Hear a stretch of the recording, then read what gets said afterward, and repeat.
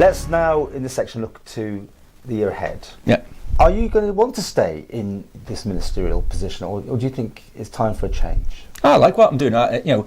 We've got there's lots of stuff that when you're in a department for a number of years, what tends to happen is that you progress things, and then people get moved on, and a different emphasis may go on to that. And, so we've got the education bill, we've got the new bill at Castle Rushen going on.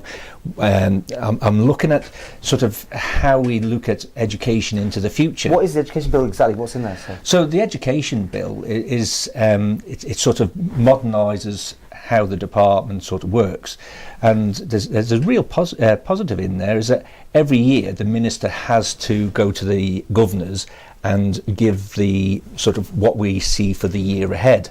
And I think that's going to be a sort of a big engagement with all the schools on that sort of thing. So I think it's a real positive in there. Okay, but there's always this thing that maybe some schools are underperforming. Let's put it that way, be polite. We have Paul Quayle who comes in and talks about numbers and things, and other people. But sorry, it wasn't here on this one, was it? It's the other gentleman who looked at all the figures on the schools. Yeah. You don't want to engage with him. No. He's had to use freedom of information always to get in things. No. The thing is, we've always said, if you want to talk to us, come and talk to us. He has never contacted us to talk to us. Yeah. So what can you do? You put the invite out there, come and talk to us. He's never come and talk to us. We debate with him. If you brought him in, would you have a debate? Well, what are we going to debate? Because he wants to bring in something which is actually, in my view, which would be detrimental to our education system.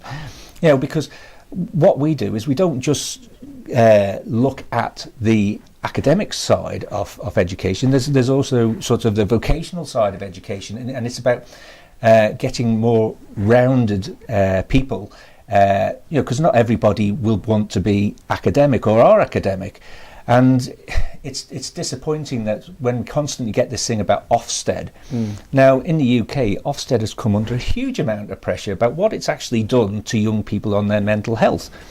And if he wants to come into the department and discuss his views, then we'll... Okay. The offer's there then? Yeah. Right. This year, things... keep going on what other things you're looking forward to. Sorry, we stopped you in the tracks there. So what we've got is, we've got the education bill coming forward, and it's about how we're going to actually look into education, vocational qualifications into the future.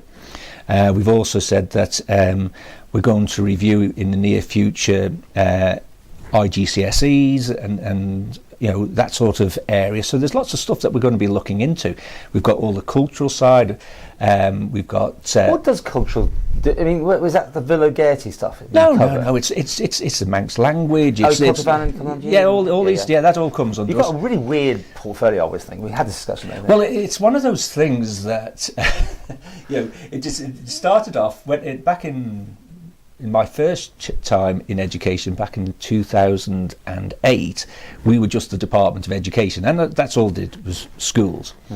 And over time, when they've had sort of movements in government, it's been, well, what fits where?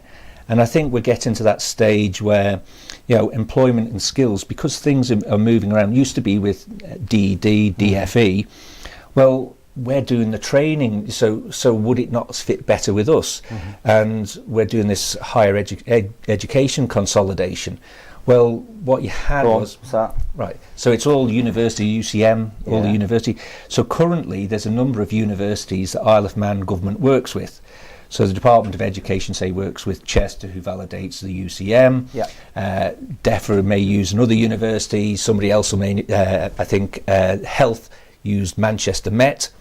So we've now got out expressions for tender. So we've gone out to tender now for somebody to come forward and run our HE provision. So that could be just affiliated and sort of qualifying through that university. We've had, I think it's about 15 or 16 expressions of interests for universities who would like to do that. So, I think that's really good that sort of there's universities that would be interested in sort of doing our qualifications here. And I think that helps our students who don't want to go away, because it may give us a sort of broader spectrum of qualifications that we can do here. Do you ever think a real full-on university in the Isle of Man will ever happen now, with those yurts and things that was going to be put in at the nunnery. I think there's a very good possibility in the future that we could have university status here. Now, whether we are badged as a university from... Or a satellite of one of the... Yes, or whether we're actually badged as University Isle of Man. Right. I think the ultimate thing would be is if we could actually get ourselves branded as University Isle of Man. But if it comes to somewhere else sort of having their branding on it, I think it gives us employment opportunities as well, because if they decide that we're going to be a centre of excellence for, say, ICT or engineering, I think that's a great area that we could actually sort of really focus on for them, which gives their students the opportunity to come over here. Some of the universities been to have a look at, they have 33,000 students, and it changes the vitality of the place. And by doing that, I think great opportunities for the island. Okay, well, we're counting down here, and we're on the home stretch. You've been in, how long have you been in? 13 years now. Are you the oldest one there? I mean, it says longest, not oldest. No, I'm not the oldest, but longest serving member of the House of Keys. Is it too early to say you're going to do it again? 10-20 minutes longer than June Watterson. Oh, that's right. I knew there was a thing that you tied with somebody because you just got bored. Oh, okay. Yeah. Are you thinking about carrying on? Yes, I really. Has the stress and strain of all this getting to you at all, though? Do you think are you enjoying yourself? Yes. Am I just going down the wrong avenue here? I mean, No. You keep looking. You're doing like you're doing Timwell. These blanks, not blanks. You roll your eyes and you go. Well, why wouldn't I do it? Do you do this job because you enjoy it, or just because it's? I'm interviewing you today, Mr. Yeah, but what I'm saying is, is it the best thing to get the most out of the job is because you enjoy it, or just because it is somewhere to go? Have you still got a lot of friends in there? Yeah. Okay. What's the feeling like these days? I think there's a different feeling in there nowadays. I think sort of from when I first got elected in 2006. Who was that? Still under Alan? No, that was before? Tony Brown. Tony Brown, you go back to. Yeah. Me. So Tony Brown was the chief minister then. Yeah. And Noel Kringle was the president. Oh, that would be quite old-fashioned, right? In the sense of, more traditional way things are done. I'll be banned from covering Timwell. But you know what I mean. Things. Well, you think now it's. Go on. I think the way that people work has changed. So I think that's possibly some of the changes in there, and people have different ways of working. Like with my members, sort of in the department, work on a no surprises. So it's like, come on, we agree things and we talk it over and we make sure sort of everybody's clear where we're going. Okay, very quickly, how are you getting on with Mr. Morehouse these days? Fine, it's fine. Go on. I was talking with him last night. We were down at the presentation of the playing fields at Castle Rushen. So I got him to take a photo of us there for his Facebook page. So okay, you're happy with the ministry you got, but if you got anything, I mean, would you want to move? I wouldn't want to move. Okay. How do you rate yourself out of 10 this time? You were a nifty 8 or something. I used the word I think last time. Right? An 8 last time? Yeah, it's about the same because there's always things that after it's happened you think that you could do better.